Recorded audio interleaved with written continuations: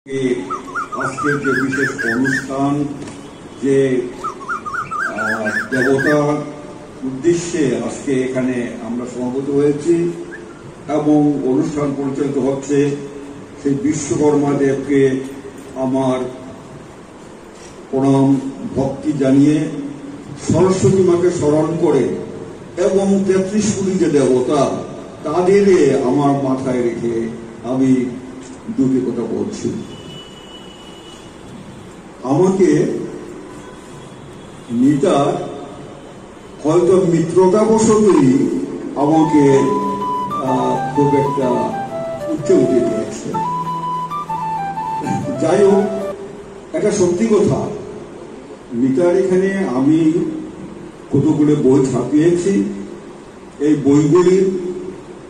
বইগুলিতে ও নিজে অনেকটা আমার ভুল ত্রুটি শুধরিয়ে দিয়েছে, আমাকে গাইড করেছে এবং আমি আপনি বলতাম, কিন্তু এখন সবার সামনে উনি আমার বেটার কিনা জানি না, বাট